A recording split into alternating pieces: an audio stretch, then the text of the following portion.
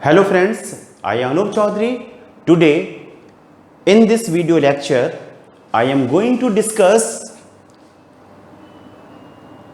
electrical current.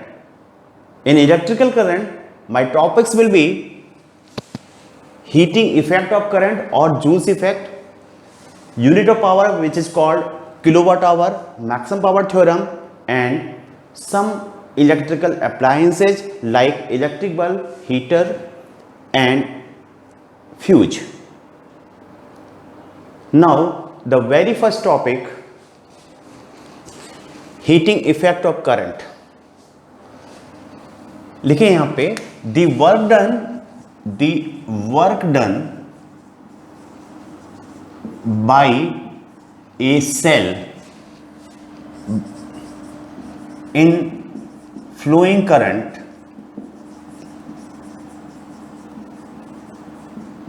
in a circuit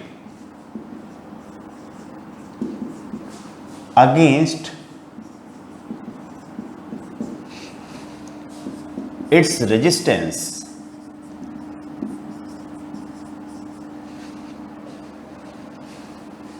appears in the form of heat. In the form of heat. This effect is called heating effect or Joule's effect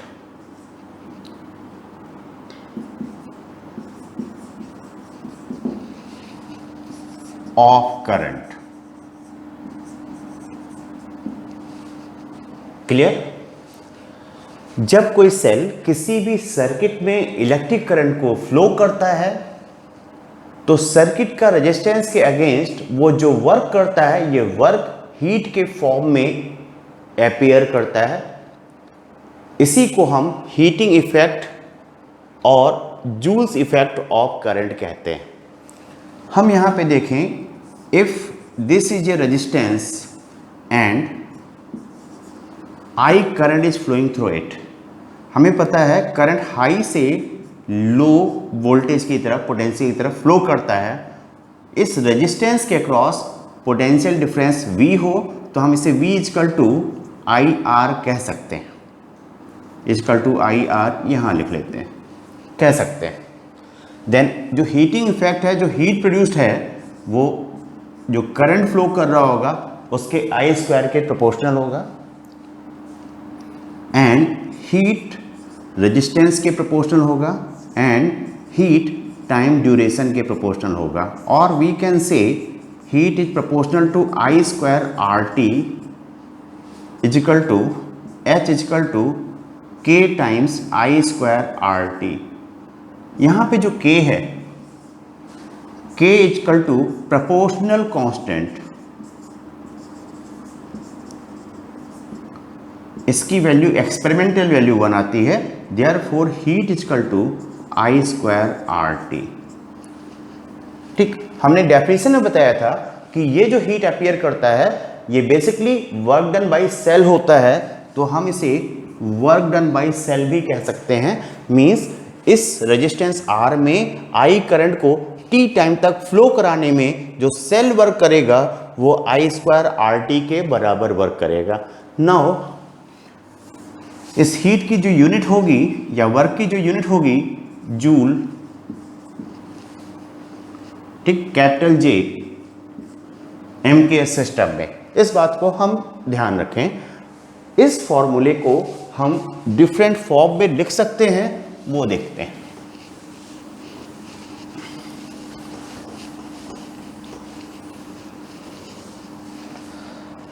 हमें पता है यहां पे H equal to I square R T equal to, I को मैं लिख सकता हूं V अपॉन R. उसको प्लेस करूंगा तो V square by upon R into T equal to I into V into T. ये चीजें हमें ध्यान रखनी होंगी. ठीक, हमेशा अगर आप इस फार्मूले को H equal to I square R T फार्मूले को कहीं पे हीटिंग इफेक्ट के लिए यूज करते हैं, वर्क डन के लिए यूज करते हैं, आपसे गलती होने के चांसेस कम हैं। लेकिन अगर V square upon R into T और आई वी टी इस फार्मूले को यूज करना हो तो ये ध्यान रखें कि जिस रेजिस्टेंस में करंट फ्लो कर रहा हो उस रेजिस्टेंस के अक्रॉस पोटेंशियल डिफरेंस लेना है। ये बच्चे अक्सर गलती कर देते हैं, पोटेंशियल डिफरेंस कहीं का कुछ और अप्लाई कर देते हैं और करंट यहाँ का आंसर गलत हो जाता है। ठीक, ऐसे बच्चों से मेरा सजेशन यही है कि आप फर्स्ट फार्मूले को ज़्यादा यूज़ करें और अगर सेकंड थर्ड को यूज़ करते हैं थोड़ा सा प्रिकॉशन के साथ कि जो पोटेंशियल डिफरेंस लें उस रेजिस्टेंस के क्रॉस लें जिस रेजिस्टेंस में हीट डेवलप्ड आप या work done by cell calculate out कर रहे हैं।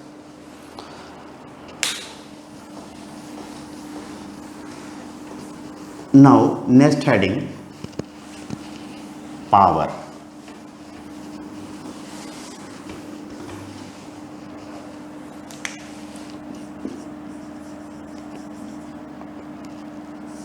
Time rate of work done is called power. Time rate of work done is called power. It is denoted by capital P and it is equal to, हम समझ लें इसको, हम लिखेंगे अगर कोई सेल W वर्क करता है T टाइम में then power delivered by the cell P equal to W by T। अगर हम इसके यूनिट की बात करें तो W का जूल अपॉन सेकेंड, इसे जूल पर सेकेंड कहते हैं या इसी को वाट कैपिटल W से रिप्रेजेंट करते हैं। As W equal to I square R T, I square R T और V square by R T और V I T. Therefore power W by T will come out I square into R और V square by R equal to V into I. इसको हम ध्यान रखें same precaution के साथ जो इससे पहले हीट डेवलप में या जूल्स इफेक्ट में बताया था। क्लियर? नाउ कुछ क्वेश्चंस इस पे हम देख लें। Some basic questions.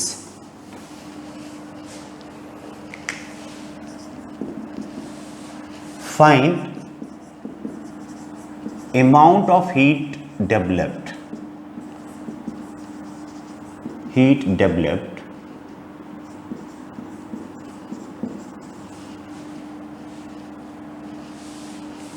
during time of 10 second in part A. Diagram हम देख लें। मेरे पास डायग्राम ये है, दो रेजिस्टेंस हैं। This is 100 Om, 150 Om. R1 से मैं इसको डिनोट कर रहा हूँ, R2 से, और जो करंट फ्लो कर रही है 10 एम्पियर।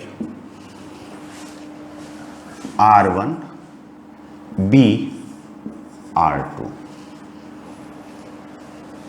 सॉल्यूशन में हम देखें अगर a part H equal to I square R T, R1 आ जाएगा यहाँ पे क्योंकि R1 में हम निकालना है। 10 का स्क्वायर आई 10 है, R 100 ओम है एंड टाइम 10 सेकेंड है। This comes out to be 10 power 5 joule. Part B heat, वहाँ पे भी हमने निकालना है, आई स्क्वायर आर 2T वहाँ यूज करना है। 10 का square into 150 into 10, it comes out to be 1.5 into 10 power 5 joule. ये सिंपल क्वेश्चन था। नेक्स्ट क्वेश्चन थोड़ा इससे ऊपर के लेवल का।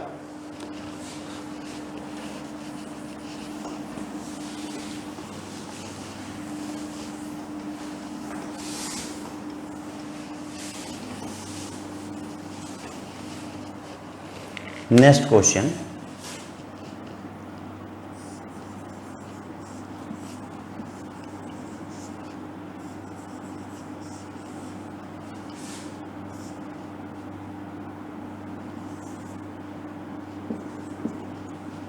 20 ohm, sorry 30 ohm, 60 ohm and 10 ohm, A and B. If reading of ammeter is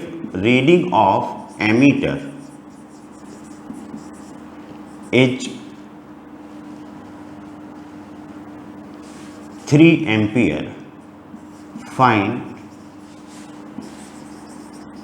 heat developed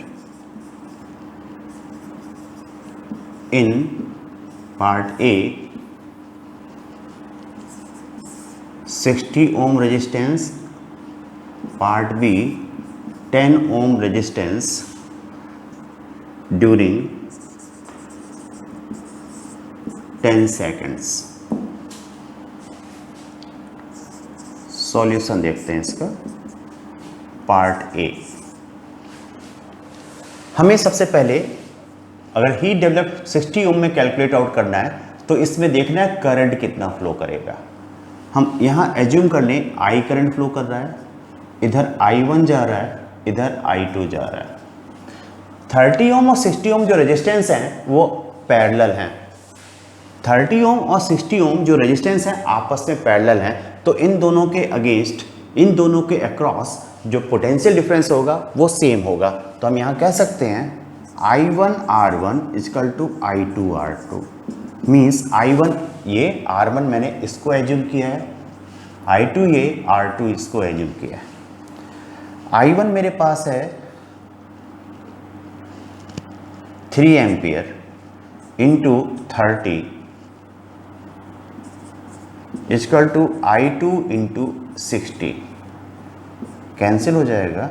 I2 equal to 1.5 ampere, therefore heat develop I square RT, I square I की value 1.5 square into R 60 into T 10 equal to 2.25 into 600 equal to 00 6 5 30 6 2 12 315 6 2 12 113।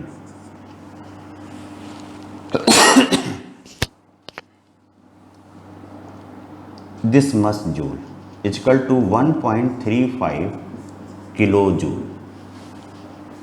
ठीक, इसको आप लिख लेंगे। Next part, अगर B part हम इसको workout करें तो हमें यह पता है कि इस पार्ट से I2 की वैल्यू 1.5 एम्पियर आ चुकी है। I1 जो मेरे पास है वो 3 एम्पियर क्वेश्चन में दिया हुआ था। पार्ट बी, पार्ट बी में जो I है वो I1 प्लस I2 के बराबर फ्लो करेगा। ये वाला, ये डिवाइड हो रहा है, किरचॉफ जंक्शन रूल अप्लाई करूंगा। 3 plus 1.5 equal to 4.5 ampere, therefore heat developed I square RT, I जो है 4.5 होल स्क्वायर इंटू R जो है 10 ओम एंड टाइम भी 10 सेकेंड दिया हुआ है, 20.25 into 100 equal to 2.025 kilo joule. इस प्रकार के क्वेश्चंस अक्सर ट्रिकी माने जाते हैं, होते नहीं हैं। हम थोड़ा सा ध्यान दें तो इनको हम वर्कआउट इजीली कर सकते हैं। ठीक, और मैं बार बार एक ही बात कहता हूं, किसी भी वीडियो को आप देखें पार्शली मत देखें। पार्शली देखने पे आपको बेनिफिट कम मिलेगा। अगर आप उस वीडियो को 1 सिटिंग या 2 सिटिंग में कंप्लीटली देख लेते हैं आपको प्रॉफिट प्रॉपर मिलेगा। Now coming to next topic,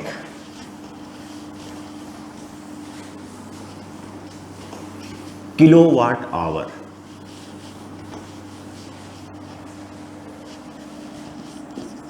kilo watt hour, capital K capital W small h।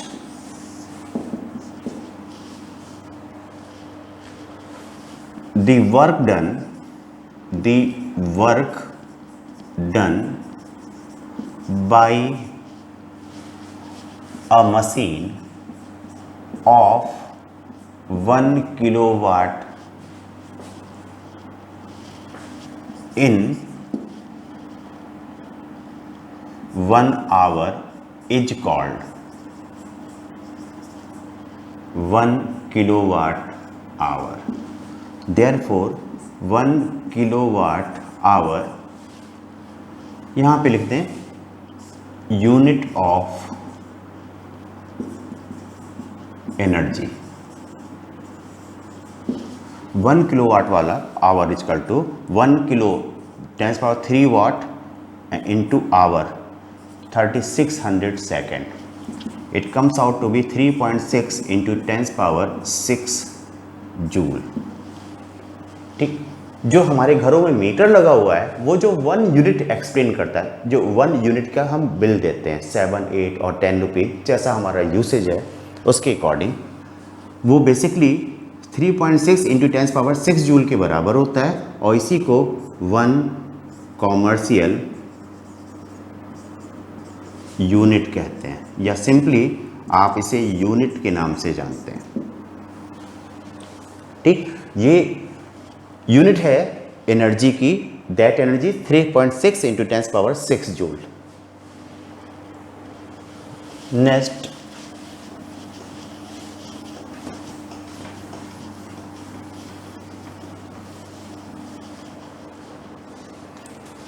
Maximum power theorem.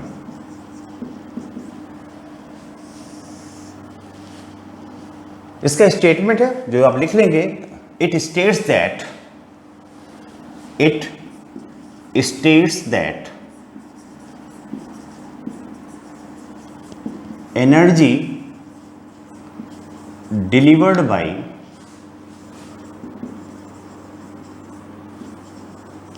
a cell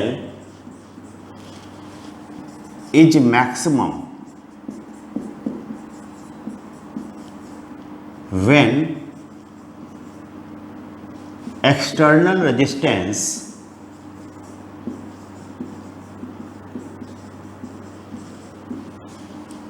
is equal to internal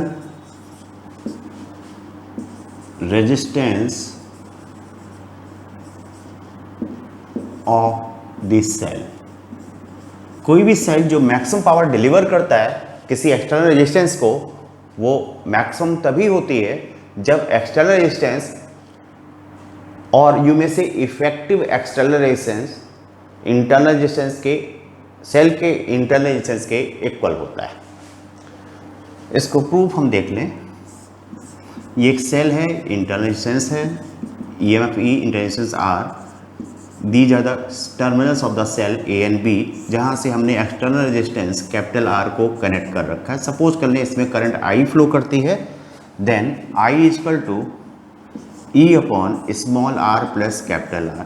यहाँ पे जो कैपिटल R है सेल का EMF कांस्टेंट है, इंटरनल रेजिस्टेंस कांस्टेंट है, capital R को ही मैं change कर सकता हूँ, मीन्स वही वेरिएबल है। Therefore power delivered to external resistance capital R P equal to I square into capital R E square into capital R upon small r plus capital R whole square.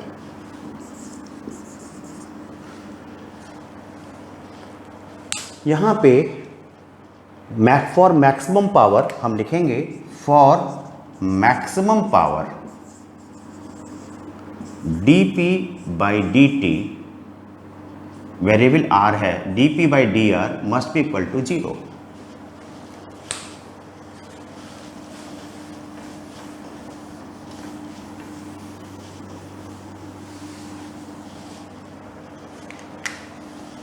और ई constant है, बाहर आ जाएगा, d by D R upon small R plus capital R whole square equal to 0। यहाँ पे अगर E square को right hand side ले जाएंगे तो 0 अपॉन ई स्क्वायर आ जाएगा, और फिर 0 को ई स्क्वायर से डिवाइड कर देंगे, आंसर 0 ही रहेगा। तो ये राइट हैंड साइड में ले जा रहा हूँ, और लेफ्ट हैंड साइड में denominator into differentiation of numerator minus numerator into differentiation of denominator upon R plus capital R whole power 4 equal to 0।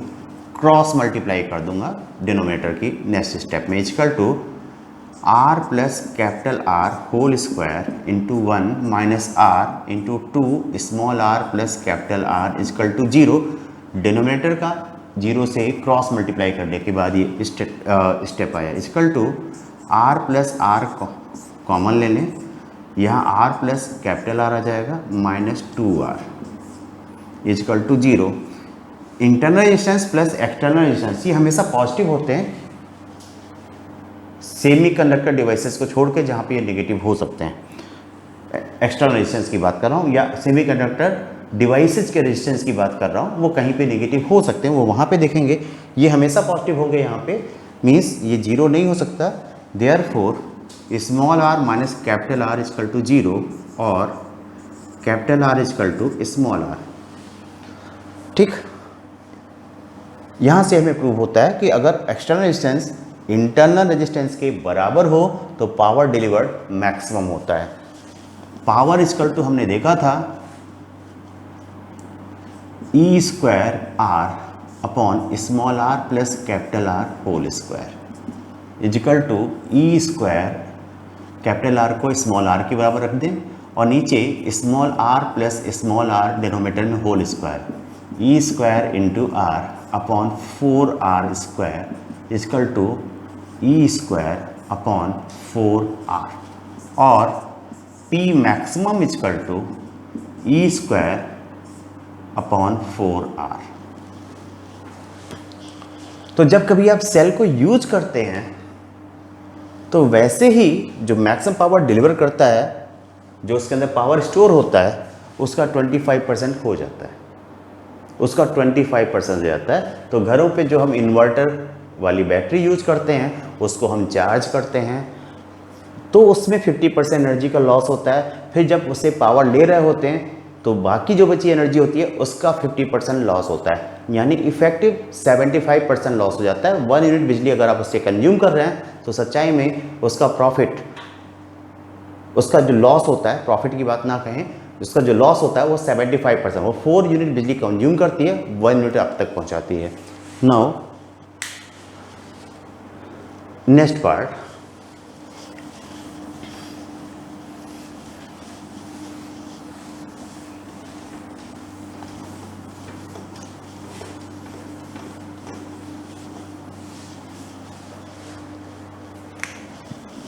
Electrical appliances.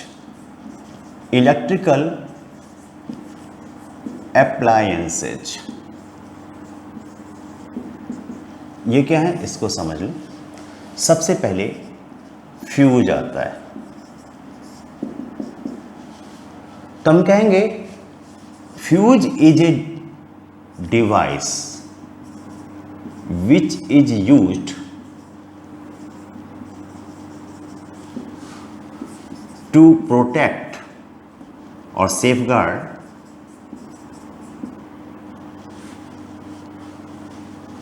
home appliances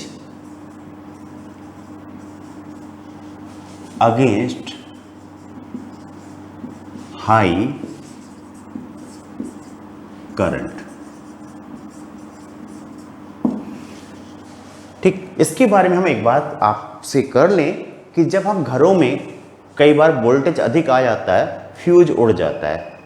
वैसे आजकल हम एमसीबी का यूज ज़्यादा कर रहे हैं क्योंकि उसका एक्शन ज़्यादा फास्ट होता है, इससे पहले कि कोई नुकसान पहुँचे वो अपना वर्क मेन स्विच को ऑफ कर देती है। लेकिन यहाँ पे हम फ्यूज की बात करते हैं। फ्यूज हमारे लिए प्रॉब्लम में क्यों रहता है? क्योंकि हम लोग किसी भी वायर को, अगर फ्यूज घर का उड़ जाता है, किसी भी वायर को उठाते हैं, उसका छोटा सा पीस कट करते हैं और एज ए फ्यूज उसका यूज कर लेते हैं। हमारे पास इस बात की नॉलेज नहीं होती कि जो वायर हम लगा रहे हैं, जो कंडक्टर हम फ्यूज वायर की तरह यूज कर रहे हैं, उसकी रेटिंग क्या होनी चाहिए। रेटिंग का क्या मतलब है देखेंगे अभी, ठीक। दूसरा हमारे पास कंफ्यूजन ये होता है कि जब वोल्टेज ज़्यादा आता है तो वोल्टेज के अगेंस्ट ये प्रोटेक्शन देता है। नहीं भाई साहब, नहीं देता वोल्टेज के अगेंस्ट प्रोटेक्शन। वोल्टेज कुछ भी आ जाए, घर के सारे स्विच ऑफ करके रखिए, आपका कोई भी होम अप्लायंसेज खराब नहीं होगा। वोल्टेज ज़्यादा आता है, होम अप्लायंस अगर ऑन होते हैं उसमें से करंट ज़्यादा प्रोड्यूस होता है, हीट ज़्यादा प्रोड्यूस होती है और ये हीट उसको बर्न आउट कर देती है, मेल्ट आउट कर देती है। फ्यूज करंट के अगेंस्ट प्रोटेक्शन देता है। जब कभी स्विच ऑफ होता है तो करंट फ्लो नहीं कर रहा होता है, वोल्टेज कुछ भी हो, आपके अप्लायंसेस सेफ होते हैं, ठीक। तो फ्यूज होता क्या है? सिंपली एक कंडक्टर होता है of appropriate cross sectional area, low resistance and small length, ठीक। होता है हमारे पास ऐसे पॉइंट्स होते हैं इस प्रकार से कुछ, और फ्यूज आप कुछ इस प्रकार से यूज कर रहे होते हैं। तो ये जो फ्यूज वायर की लेंथ है वो कांस्टेंट होती है। ये वर्क किस पे करता है? सपोज करें कि ये फ्यूज वायर है, इसका कुछ क्रॉस सेक्शनल एरिया होगा, कुछ इसका लेंथ होगा। लेंथ तो कम ही रहता है, फिक्स्ड रहता है, ठीक। क्रॉस सेक्शनल एरिया जितना ज़्यादा होगा, इसका सरफेस एरिया उतना ज़्यादा होगा। तो इसको हमेशा, जिस अप्लायंसेस को हमें सेफगार्ड करना होता है, उसके साथ सीरीज में लगाया जाता है, उसके साथ सीरीज में लगाया जाता है, जिससे कि उसमें जो करंट फ्लो कर रही हो वही करंट इसमें भी फ्लो करे। जब इसमें करंट फ्लो करती है तो इसके अंदर हीट प्रोड्यूस होती है I²RT से, इसका कुछ ना कुछ रेजिस्टेंस होगा। ये हीट दो जगह जाती है, एक हीट के कुछ पार्ट को ये एब्जॉर्ब कर लेता है जिसकी वजह से इसका टेम्परेचर बढ़ जाता है, और दूसरा पार्ट ये रेडिएट कर देता है। ये जो एब्जॉर्प्शन है, जो रेडिएशन है हीट एनर्जी का, वो इसके टेम्परेचर पे डिपेंड करता है, इसके सरफेस एरिया पे डिपेंड करता है। सपोज करो मेरे घर की जो करंट रिक्वायरमेंट है वो 10 एम्पियर है, तो 10 एम्पियर तक जो हीट एनर्जी ये प्रोड्यूस होगी, उसका कुछ पार्ट एब्जॉर्ब करके ये उस पर्टिकुलर टेम्परेचर पे पहुंच चुका होगा, जिसके बाद टेम्परेचर बढ़ने पर ये फ्यूज हो जाएगा, उड़ जाएगा या मेल्ट हो जाएगा। लेकिन 10 एम्पियर तक ऐसा नहीं होगा। अब 10 एम्पियर से ज़्यादा जैसे ही करंट आई, जो हीट प्रोड्यूस हुई उसका मैक्सिमम पार्ट ये एब्जॉर्ब कर लेगा क्योंकि हीट ज़्यादा प्रोड्यूस होगी, और रेडिएट कम करेगा क्योंकि सरफेस एरिया कम है। इसका सरफेस एरिया, इसका जो है, इसका जो क्रॉस सेक्शनल एरिया है वो इसकी करंट रेटिंग के अकॉर्डिंग लिया जाता है, ठीक। तो ज़्यादा करंट आने पर इसका टेम्परेचर बढ़ता जाता है और ये एक पर्टिकुलर टेम्परेचर पे मेल्ट कर जाता है, ठीक, जिसको हम कहते हैं फ्यूज उड़ गया। तो इसको फ्यूज का यूज करते समय हमें इस बात का ध्यान रखना चाहिए कि घर में रिक्वायरमेंट जो भी होम अप्लायंसेज हैं उसकी मैक्सिमम करंट रेटिंग कितनी है, उसके अनुसार ही हमें फ्यूज लगाना चाहिए। किसी भी वायर को सिंपली यूज नहीं कर लेना चाहिए, ठीक। इसमें जो हम एलिमेंट यूज करते हैं, लेंथ कम है, हम इसका कुछ ना कुछ रेजिस्टेंस जरूर रखना चाहते हैं जिससे कि हीट प्रोड्यूस हो। तो इसके लिए सबसे पहले लेंथ तो स्मॉल हो गई, इसका जो रेजिस्टिविटी है, स्मॉलर लेंथ की वजह से जो रेजिस्टिविटी है वो हाई होनी चाहिए। हीट जो जनरेट हो इसके अंदर, उसको ये एमिट कर सके, इस वजह से क्रॉस सेक्शनल एरिया इसका ज़्यादा होना चाहिए। क्रॉस सेक्शनल एरिया अधिक होगा, लेंथ कम होगा, इसका रेजिस्टेंस दोनों ही कम कर देंगे, रेजिस्टिविटी ज़्यादा होगी, ये उसको कंपनसेट करती है और इस बेसिस पे ये वर्क करता है। नेक्स्ट,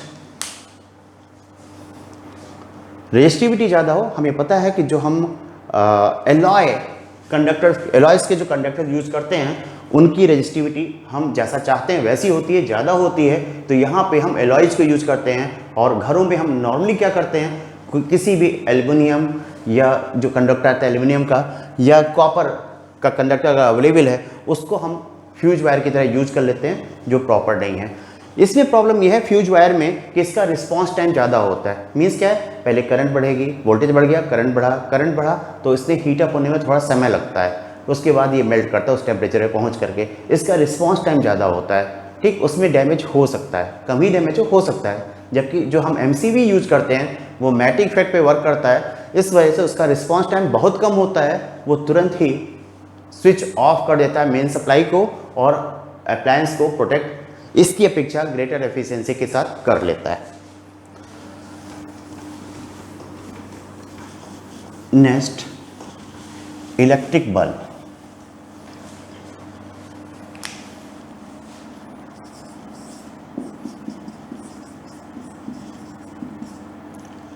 फिलामेंट वाला, मैं LED बल्ब की बात यहाँ पे नहीं कर रहा हूँ, फिलामेंट वाला।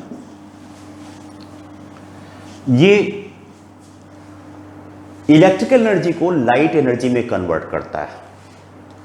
हम कह सकते हैं electric bulb is a device which converts electrical energy into light energy. वैसे हमारे पास एक एक्सपीरियंस होगा कि जैसे जैसे किसी भी तार का टेम्परेचर बढ़ता जाता है, वो पहले रेड की तरफ आगे बढ़ता है और ज़्यादा बढ़ जाता है और ज़्यादा रेडिस होता जाता है और ज़्यादा मोर एंड मोर टेम्परेचर बढ़ाते जाइए, एक टेम्परेचर आएगा जहाँ पे वो वाइट कलर की लाइट एमिट करेगा।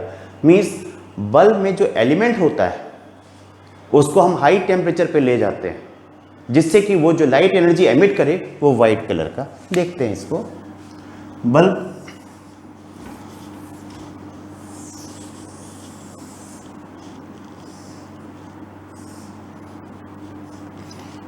यहाँ पे ऊपर दो टर्मिनल्स होते हैं जहाँ से दो वायर अंदर जाते हैं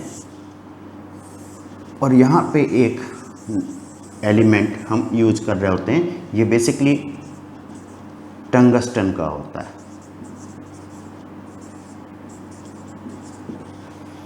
ठीक, इसको हम कनेक्ट करते हैं एक्सटर्नल वर्ड से, इसको हम कनेक्ट करते हैं इलेक्ट्रिकल सप्लाई से। तो electric bulb is a device which converts electrical energy into light energy. ठीक, अब ये जो हमने टंगस्टन का एलिमेंट यूज किया हुआ है, जिस टेम्परेचर पे ये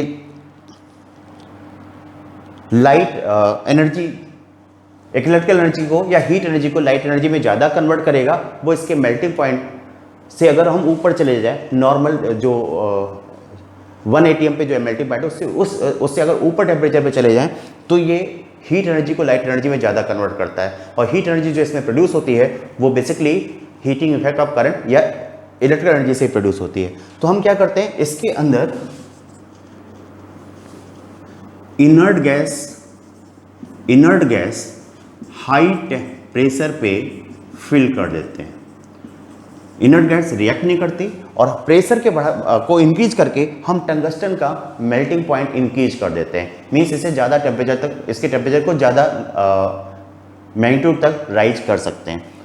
ठीक, तो हम कह सकते हैं it consist of a glass bulb containing in tungsten element in it at high pressure generated by inert gas। Clear है, इसमें करंट फ्लो करती है, इस पे हीट जनरेट होता है और ये हीट लाइट एनर्जी में कन्वर्ट करता है। वैसे अब LED बल्ब आ गए हैं, हम उनका यूज करते हैं, लेकिन इसकी क्वेश्चन आ सकते हैं, इसकी रीजनिंग आ सकती है। ठीक, आज मैं यहीं पर अपने लेक्चर को वाइंड अप करता हूं। In next video we are going to discuss a number of questions on this particular chapter, that is total electric current. ठीक, ऐसा हो सकता है कि नेक्स्ट वीडियो से पहले इलेक्ट्रिक करंट के न्यूमेरिकल प्रॉब्लम से पहले, जिसमें variety of numerical problems I am going to discuss, magnetic effect of electric current का वीडियो आपके पास पहुंच जाए। तब तक have a nice day, goodbye, bye bye.